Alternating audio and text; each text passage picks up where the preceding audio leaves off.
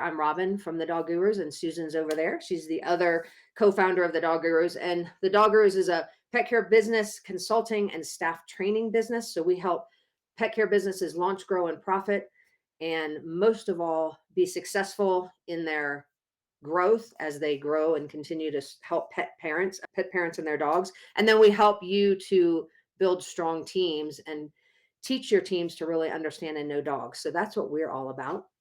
So we're happy to have everybody joining us. And I'm going to bring up our special guest while Susan introduces him. Yeah, we are very happy to have one of our good friends, Alex McKinnon from Kinn Inc. with us today. So, Alex, it's always great to see you. Thanks for joining us. And Alex, if you guys aren't familiar with Kinn, has several innovative products and in fact has brought a alternative bowl solution to the industry that's easy to use, economical, better for the pets and healthier. It's one of those products that's very innovative. And so we have invited Alex to help us talk about ways you can get creative and innovative with your business. So Alex, I know you study innovation, you study businesses. Alex is very smart and observant. So why have you been drawn to innovation and what benefits have you seen business, especially small businesses, get from having that innovative mind? You asked, first of all, thank you for having me. I'm very excited to be here today. You're both very dear friends and you guys are great. So to answer, you asked several questions. What drew me to innovation? I am a very curious person, and since childhood, I've had a passion for curiosity and innovation, and it has inspired me to do several things. My first job out of college, I moved to Spain. Then I moved to Germany. Then I moved to Scandinavia, and I lived all around the world designing innovative products for the German company. We founded our company Kinn to solve health and sustainability problems for pets, people, and planet. Obviously, the problems weren't solved yet. One of my latest innovations, which I'm really excited about, is earlier this year, I co-founded a pet ministry at our church. And as you mentioned, I also help write the innovation mindset and develop an innovation curriculum for the pet care industry. So that's my background. And then I think another question you ask is, what benefits does innovation bring to an existing small company? And when I heard your question, to boil it down to something, I think at a minimum, it's really the difference between surviving and going out of business. Because if you do Me Too services, Me Too products, if everything about you is just like everybody else, and you're trying to break into the business, the odds are against you and you may very well fail. So whereas if you try new ideas and you become more of an innovator, then I think you have a much higher chance of surviving. And then the next level of that, and obviously most of the people on this Facebook Live have already been out there for a while, have been successful, and that's great, and you should all be proud of that. But if you want to take it to the next level, you need to apply innovation to that. And I guess in a very simple way, if you think about Charles Darwin did a bunch of research on turtles and animals, and he basically concluded that dinosaurs aren't around anymore. They were huge, they were fierce, they could eat anybody. And then there were other animals and it wasn't about being bigger, stronger, or even smarter. The key attribute to being successful is by evolving. And when you evolve, you're an innovator. So did I somewhat answer your question, Susan? I think that's great. And we do have Darlene here from Arkansas. She said, starting my 36th year on April 1st, which is awesome, and still learning, which Susan and I have often talked about the fact that you have to constantly be like refreshing yourself. And I look at, first of all, I will say Alex is a good friend of ours. In addition to having an amazing company and amazing product, we became friends through all of the work that we both were doing within the pet industry. So that's Susan and I got to know him really well.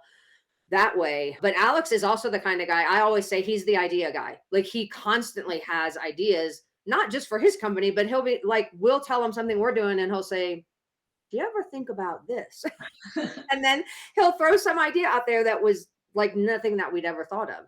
And so I do think if Susan and I look back at where we started, when we started working together, obviously we both started in our own pet care businesses, but as we started working together, we didn't map out where we are now. Like we didn't expect to have consulting and staff training, and now we're reaching into the pet parent realm as well. But it's just little by little, you start looking at what your passion is and what your company is able to do, and you bring in ideas, and all of a sudden you go, okay, we should go down that road. Otherwise, I think you do become stagnant. And I think, especially in the world of pet care, where it's a growing industry, I think if you don't innovate, I do agree with what you said earlier, Alex. If you don't innovate, I think you're going to stagnate. And especially now, because pet parents are looking for different things than they wanted 30 years ago or 20 years ago.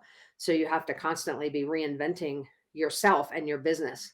So that brings up the point that I feel like I always say, and Susan's probably heard me say this a lot, that I'm not very creative.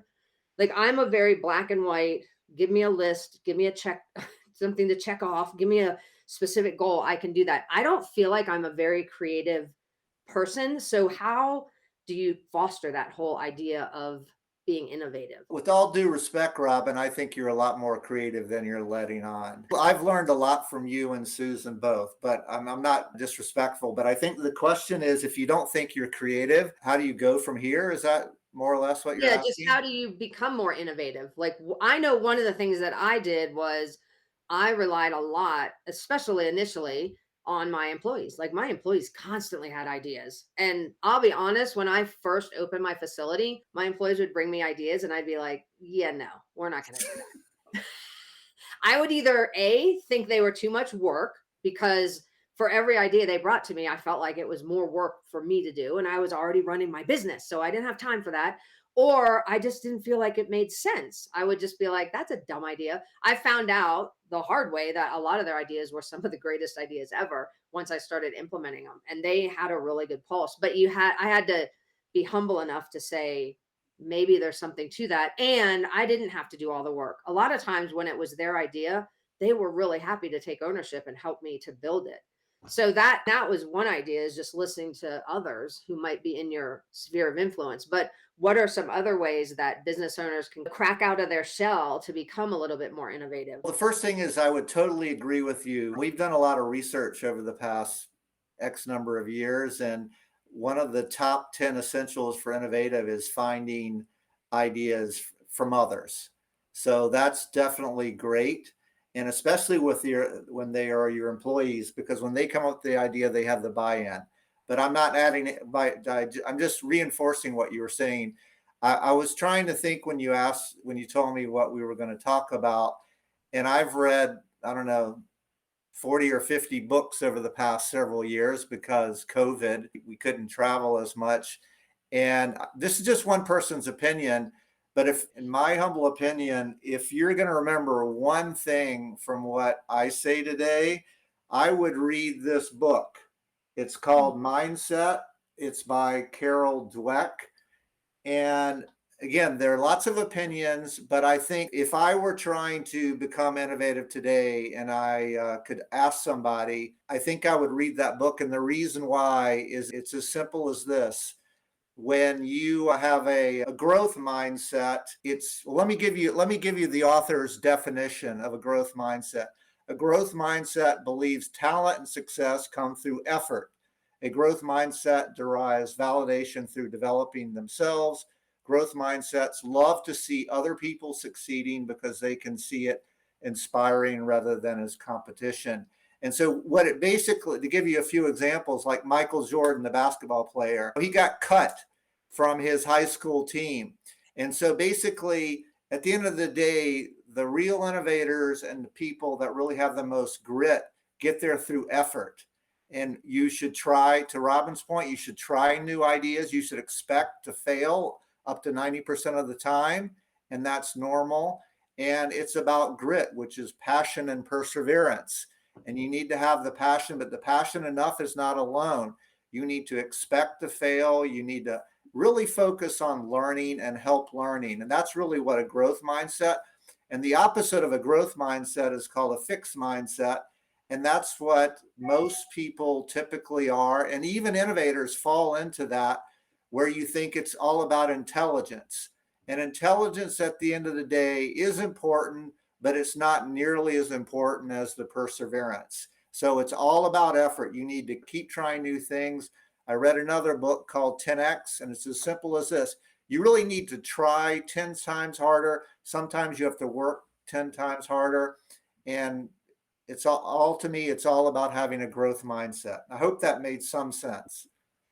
Yeah, and the coaching program that Susan and I were in talked a lot about a growth mindset. And we have seen this in the pet businesses that we work with, that those businesses that have a growth mindset are usually much more successful in everything. Doesn't mean they don't have their failures. It doesn't mean they don't try something and it doesn't work, but they're constantly going, well, that didn't work. Let's go this direction. Or, let's tweak it to be. Susan and I, for those that have seen us or worked with us before, know that we're big fans of what we call building the plane as we're flying it.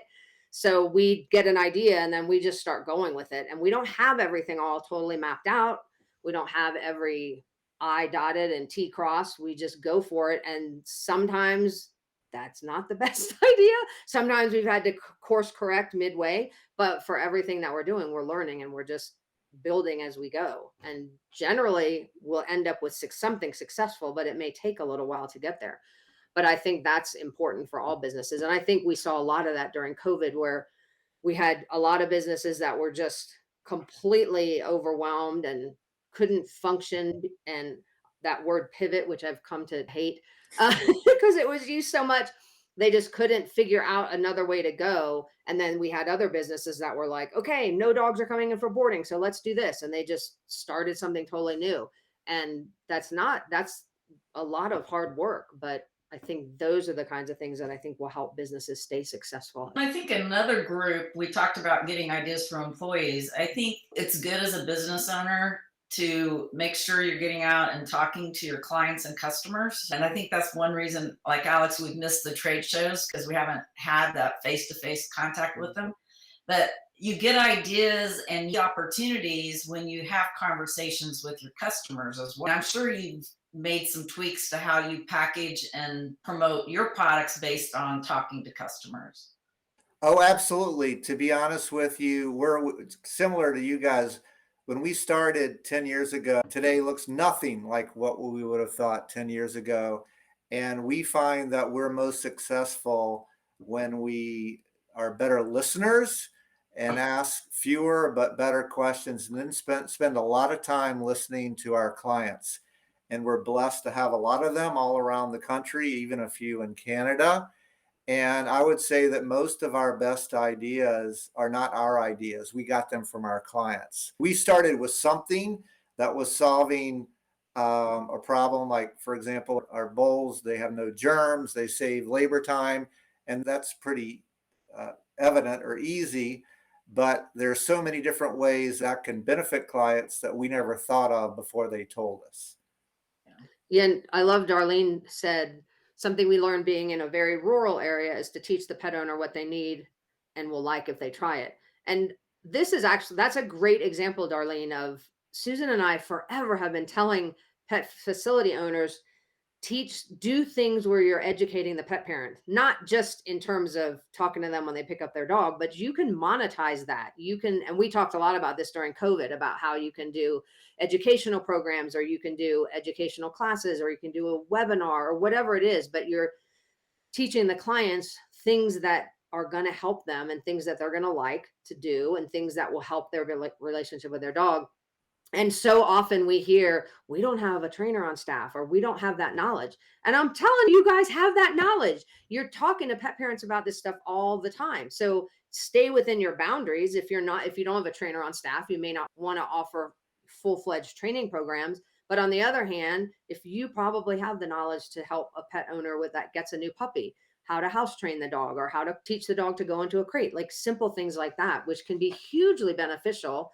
and build a stronger relationship with you and your client, and hopefully end up bringing in more clients for your business as well. And because you become the duty expert. So that's a great example. So Darlene, I'm going to just keep giving what Darlene's saying. During COVID, my boarding was none. I had 2 to 3 daycare babies and never pushed the daycare idea. Now I have 36 in daycare, and it's helping me to fade out of my grooming, which is getting hard on my 36-year grooming hands. Yeah, that's awesome, Darlene. And that's, again, for those that just joined us, Darlene's been in business for 36 years and continues to innovate even now, which I think is. What do you see, Alex, as some of the common obstacles when people start being innovative, or where they get stuck?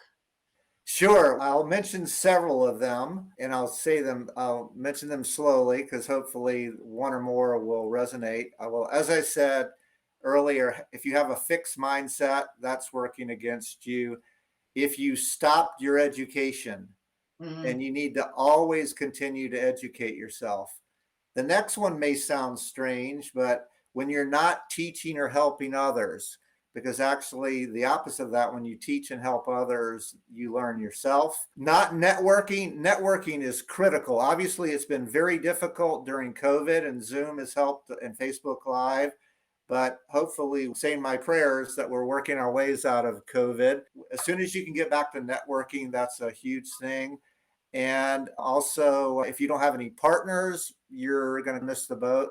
And very importantly, as Robin said, when you think you have all the answers and you're not trying new ideas. And to Darlene's point, if you're not diversifying, she had boarding, and then boarding went away because you can't travel, and she diversified. And we have several clients who before COVID didn't diversify, and then they had to, and they're very happy that they did, because very often diversifying in hard times is the only thing that's going to keep you going.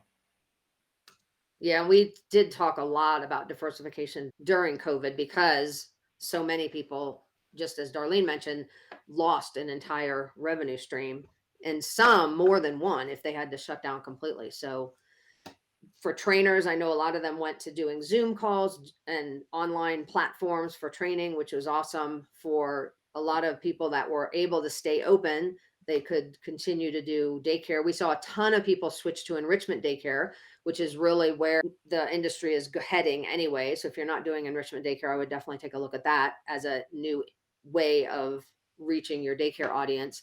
And for lodging, we even saw people doing special incentives to get people to come in overnight. We were promoting like date nights and getting a coupon for a restaurant where you could get the dog and tell the pet parents to go out to a restaurant on their own, and you package it a special offer in that sense. So a lot of just really good ideas, I think, came out of COVID as well.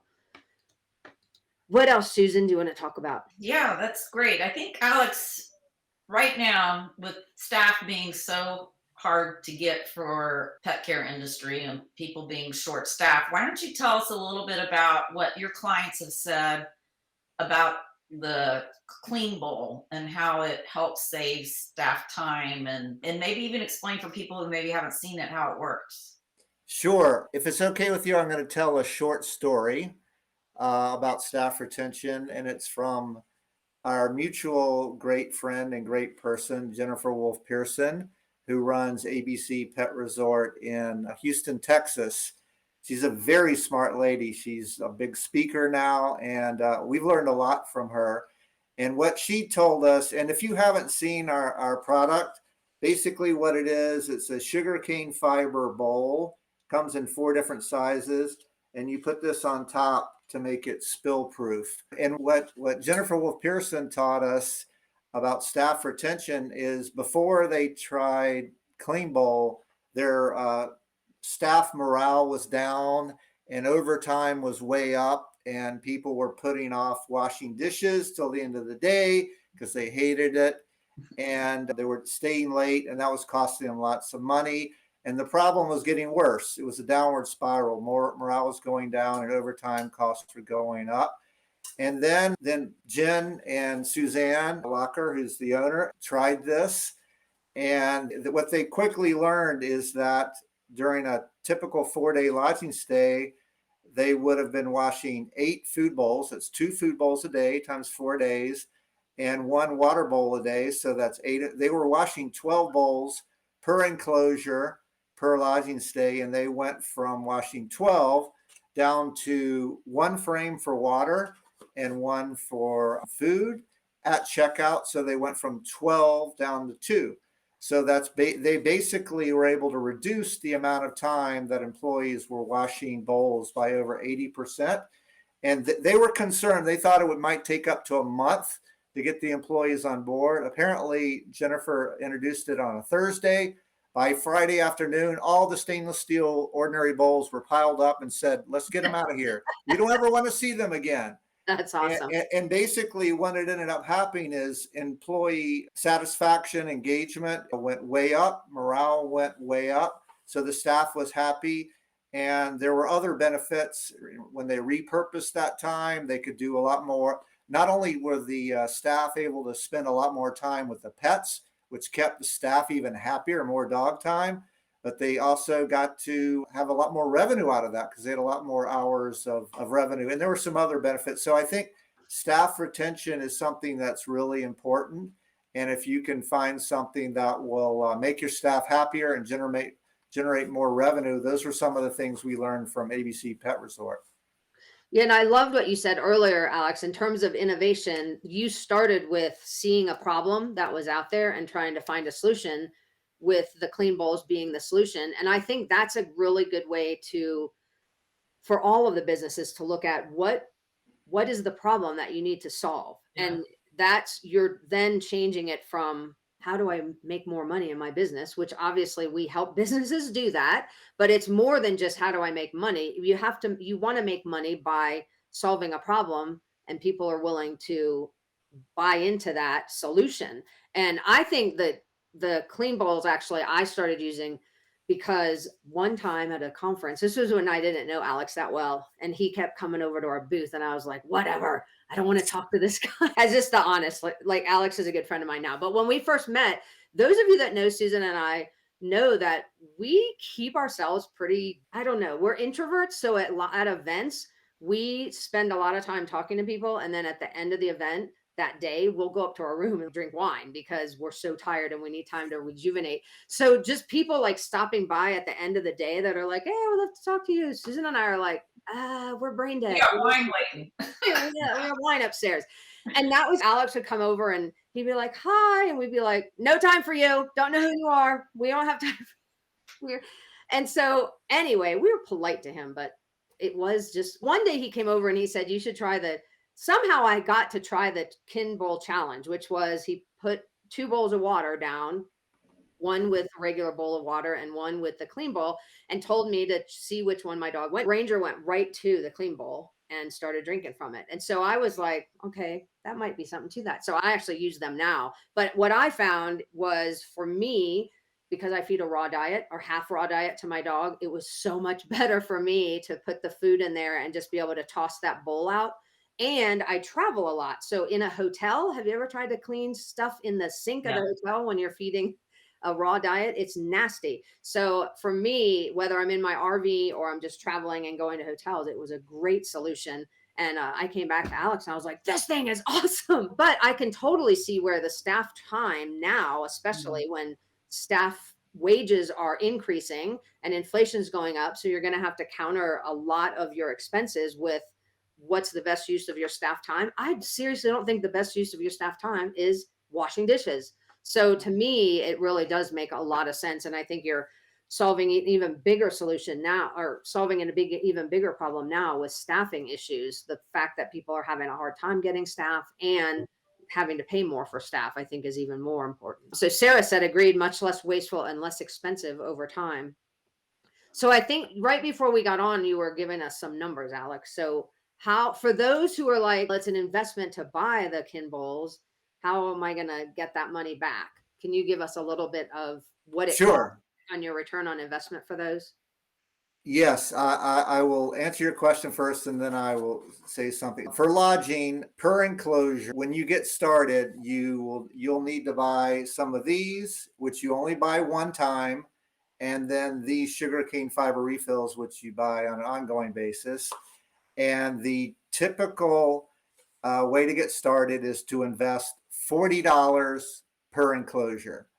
So if you take out your credit card and you say, here's $40 per enclosure, when you invest that $40, if you watch our training video and do all the things that we suggest that you consider doing to improve profit, that $40 in the first year will deliver over $820 in incremental profit. I said profit, not revenue. So you invest $40 and you will get over $820. That is over a 20x investment in within a year. And you're worrying, well, still it's an upfront cost, but it will also pay for itself within 30 days. So if you pay for it with a credit card and you buy it on day one, it'll take us a week to get it to you. And then it'll still pay for it. It'll pay for itself by the time you pay the credit card bill. And then by the end of the year, you will have made over 20 times your money. And the three things that we recommend that you do is, number one, if you buy it and use it, you're going to save money anyway, even when you pay for all these things, because you're using so much less labor time to clean up. So number one, you're going to reduce expenses. Number two, and Robin and Susan telling me all the time, Alex, you need to tell them that they're really, where you're making most of the money is you're repurposing that labor time. So they're spending a lot more money with dogs. And they could be doing any other service, or they could be doing more lodging, whatever. So it's cutting expenses is the first way. The second way is repurposing the labor staff, which makes them even happier because it's more time with dogs to generate more pet care revenue. And the third thing, and Robin was talking about this earlier, and this has really started to come on in the past year, is you charge $1 plus premium per day for using this. You mentioned that Ranger went right for the bowl. And if you're skeptical, we will guarantee you, if you take the Clean Bowl Challenge, put this on the ground, run your ordinary stainless bowl through the dishwasher. It won't get all the germs, and your dog will drink out of here first, eat out of here first. And why is that important? Because you educate your customers that you've invested in technology that is reducing germs. Not only are the benefits that the dog or cats are going to drink more water and eat more food during their stay. A quick story from Meadow Lake Pet Resort, also from Houston, Texas. Before they started using this, over a certain period of time, they would have 15 outbreaks of illness over an extended period of time. And then when they switched to this, it went down from 15 down to 5. And they basically eliminated all cross-contamination of illnesses in their facility from bowls with this. There still are some other cross-contamination, but net they reduce it 67%. So did I answer your question, Robin? Yeah, that was great. And we do have a couple questions. Darlene said, do they come in different sizes, like for my Chihuahuas? Absolutely. Yeah. And They I would do have the tiny ones. Yeah, Susan has little tiny ones for her dogs, and then I have the big one for my lab. But I actually like the little tiny ones. Sorry, Alex, we're just answering this question for you. I actually use the little tiny ones because I know Darlene's a trainer too. I use the little tiny ones for putting treats in to set around my house if I'm working with my dog on a specific behavior and I don't want them to see that I have food on me, because I use food for training. And I don't always want to have like my treat bag hanging on me. So sometimes those little tiny bowls are perfect for just putting treats in and setting them on the mantle of the fireplace or on a windowsill. And then when I'm training my dog and he does what I like, I can just run over there real quick and give him a treat. He has he's where'd that treat come from? Because I'm not carrying it on me. So just a side note. But yeah, they do come in different sizes. And then Carmela had two questions. One was, don't you have to wash the holder? So I'll let you address that in a second. And she also said, what about a dishwasher? Those are great questions. Don't you have to wash the holder? The short answer is, and this is used primarily for lodging. Most of our clients say they don't do anything to this during a pet stay. And the reason why is you assign the same frame or holder, whatever you want to call it, to the same dog for the duration of their stay. So it's never shared. And however, there are some that get really messy and then they just wipe it clean. But and that's optional, but most facilities don't clean this at all. What they do is after the dog checks out, that's when they use whatever typical sanitation method they're most comfortable with. And then they clean the one for water and the one for food after. But if you want to, you can wipe these clean during the stay. And if you really wanted to, you could wash them. It's up to you. And then about dishwashers, great question. The Center for Disease Control, and you can find this on their website if you're bored and you're looking for something interesting. The Center for Disease Control says you have to get up to 250 to 275 degrees Fahrenheit for 5 to 10 minutes to kill all viruses and bacteria. The hottest any commercial dishwasher ever gets up to is 180 something degrees. So there's a huge gap between 250 and 185. That's why the Clean Bowl Challenge works, because you can run them through the dishwasher. You can run an ordinary bowl through the dishwasher. It may look clean, but it very often doesn't get all the viruses and or bacteria. For example, the Canadian Veterinary Medical Association found that 2 out of 3 stainless steel bowls still had salmonella in them after going through a commercial dishwasher. Obviously, it had to have it before it went in there.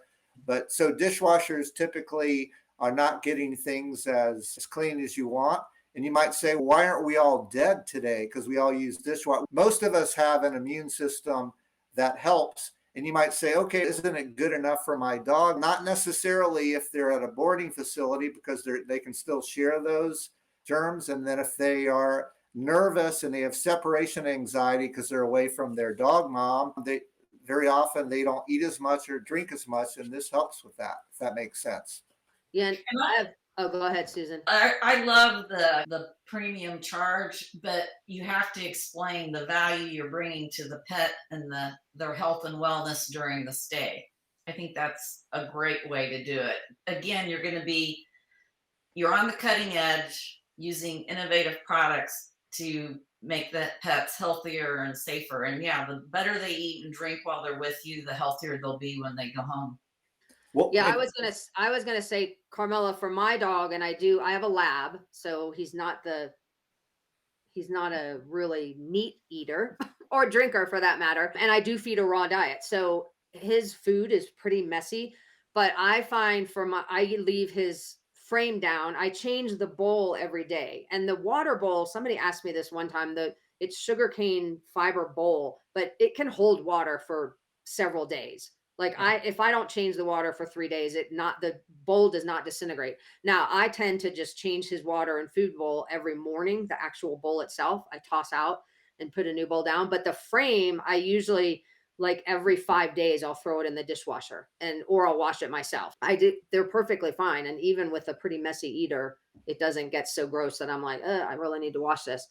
It will after 4 or 5 days, but I don't think you have to wash them every single day. The second thing I'll say, and I remember having this conversation with you, Alex, a long time ago when we first started getting to know each other, is when I used to feed my dog out of stainless steel, and I always did stainless steel because I thought it was the healthiest, most sanitary thing. But have you guys ever picked up your dog's bowl, and even after I washed it, like I would wash it in the sink and then I would let it dry and I'd pick it up and I would rub my fingers on the inside and there would be like this weird slimy feeling. And do you remember asking me? I asked you about that one time, Alex. I was like, why does my dog's bowl have this? And you were like, yeah, that's bacteria, which is like disgusting. I don't know why I never really thought about it. Probably because it's gross. Check the bowls out, because sometimes there is like this buildup of weird slime from the dogs eating and drinking out of the bowls. Anyway, that was just a total side note I just thought about. Well, to respond to that, people say, okay, the slime's okay because it's my dog's own bacteria, and you can say That's that. Gross. But if you're talking about a lodging facility, you should care about that because you don't want the bacteria passed around. And the important thing again is they can smell that bacteria, and that deters them from drinking enough water and or eating enough food. And coming back to something Susan said, which was great. I can't remember exactly, but if you're going to use and promote a clean bowl to help justify your $1+ per day, you do need to educate your own customers on how you do that. We have a client resource page on our website. And if you go there, we have all sorts of images that are already developed for social media, for e-newsletters, for printing out, for if you still have a lobby that you let people into. And we even have digital billboard, digital graphics already there. The point is, we are going to do, if we partner together and you want to educate your customer on the fact that you're using germ-free clean bowl, you basically just need to go to the client resource page, pull down these images that have already been created, and then personalize them. So we're doing a lot of the heavy lifting so that you can educate your customer. And when you explain to them all the germ-free benefits and the fact that the staff spends more time with your dog now, and that it actually reduces environmental waste versus washing, we found that people don't even argue whatsoever paying an extra $1 or $2 per day. And that's all pure incremental profit that is dropping to your bottom line when you raise your price. And we love that. Yeah, we definitely love that. And because we're pretty much telling everybody to raise their prices right now, this is like a really good way to roll out some price increases and give specific benefits that you're providing that are justifying some of those price increases as well. Darlene just said, and we'll wrap up after this because I know we've gone over a little bit, what makes the dog choose your bowl over another?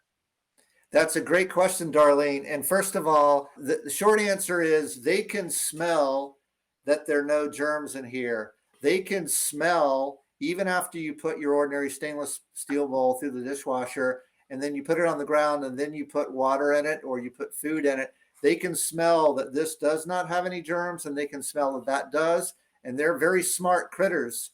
And if given the choice, they'd rather drink out of a germ-free bowl or eat. And if you're skeptical, go to the Clean Bowl Challenge. That's also on our website.